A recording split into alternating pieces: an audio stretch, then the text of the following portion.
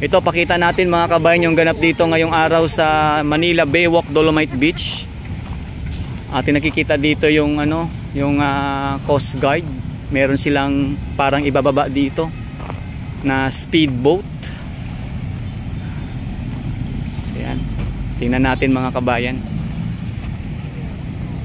Wow, nakalagay oh. Ganda.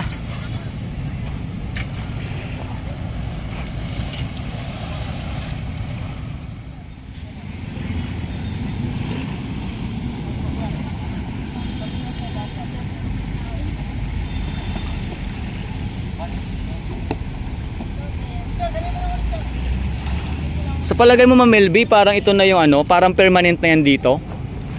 Para sa pagpapatrol? Yung pagpapatrol ba? 'Di ba minsan may mga nangingisda diyan na sad-sad na sila eh. 'Di ba? Kapag may dragon boat ginagamit. Ayun.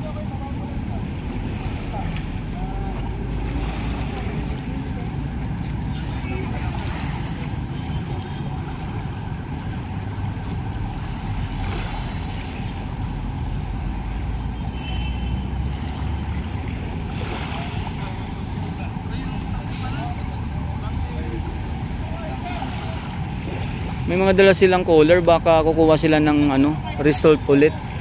Ayan may mga dala silang gamit. Magdadala sila ng pagkain ko. Baka kukuha sila ulit ng mga sample dito. Sa DNR, 'di ba? Nadala sa titest yung tubig. Mga ganyan. Ay, oo nga, ito yung mga gamit nila sa pag-testing.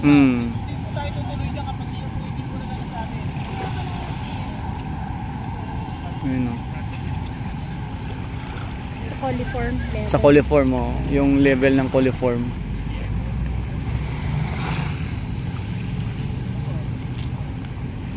Pero kung tama din ako sa aking iniisip, baka mas maganda talaga merong ganyan dito kasi nga, 'di ba lagi nilang pinipituan dito ng guard? Oo. Pito ng pito lagi sa yung nasa sama. Sumasadsad na sa mismong dito, malapit sa area ng ayaw nila ng ganun. Baga syempre pinaparami nga dito yung mga di ba? Siguro yung mga corals na diyan, isda.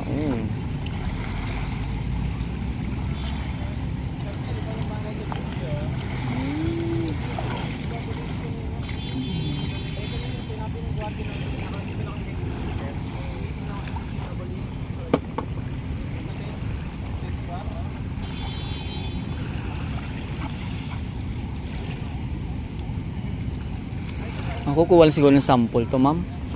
Kukuha lang siguro.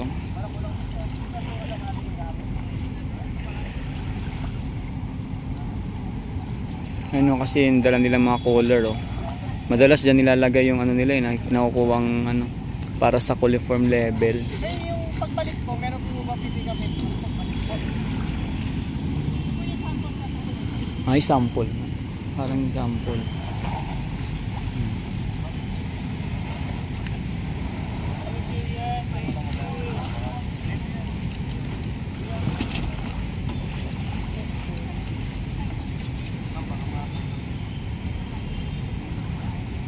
Taga DNR laboratory siguro. Sample. Gaano ba katotoo na by next year is pwede na siyang paliguan? May nababasa ko 2028 May nababasa lang ako. Pero may sa balita naman na para mas mapapadali yata na pwede nang mapaliguan to. Depende siguro sa ayan, gaya niyan. Sa panay, kung talagang mababa na yung coliform level, maaring ganun na pwedeng maging next year, ganyan. Lulublob ka ba? Oo naman ma'am, syempre. Talagang maliligo tayo dyan. Pakasarap kaya maligo dito sa Manila Bay. Iba nga dyan, kahit hindi pa pinapayagan, naliligo na iba eh. Kasi nakikita nila okay na maligo eh.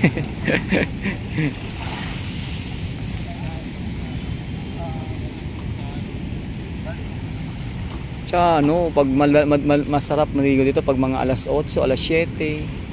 Tapos ganitong oras. Ganitong oras, sarap. Pero malamig na pag ganitong. Mga siguro mga 4 or 5 ganyan.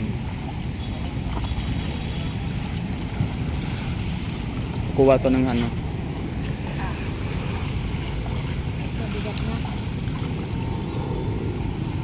Permanent na siguro yan dito, no? Permanent na. Kasi nakikita ko na yan dito eh. Dapat talaga meron dito yan para, yun nga, Magagamit ng magagamit kayo na mabilis.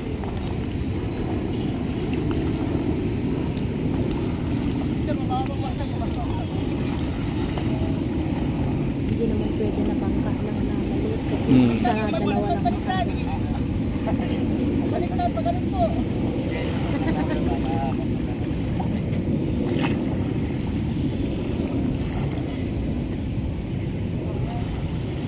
Ilang tao kaya ang ito capacity na makarga na?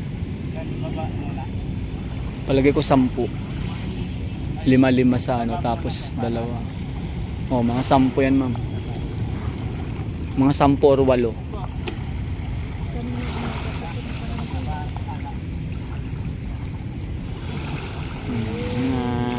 Apat lang sila. Check Pampayin mo natin. muna, sir. Pampayin mo muna, sir.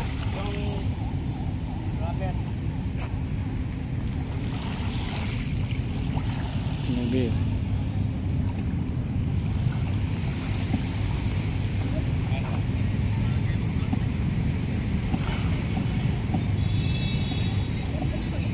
Joke, sir.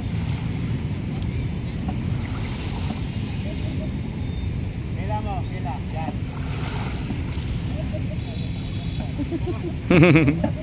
Mukhang ayaw mandar ah. Yun.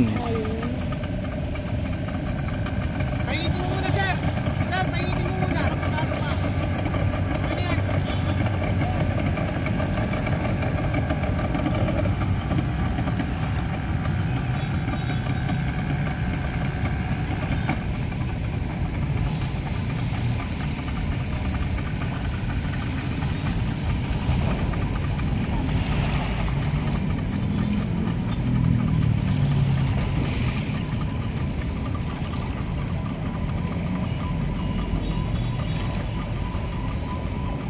Yun na.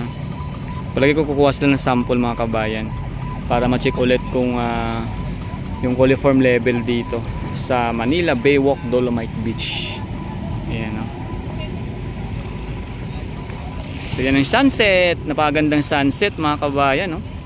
So bukas na natin tuloy mga kabayan ko yung ating ano dito, ating update sa Manila Baywalk Dolomite Beach. Salamat po sa always support ninyo palagi sa kay Daddy D Channel.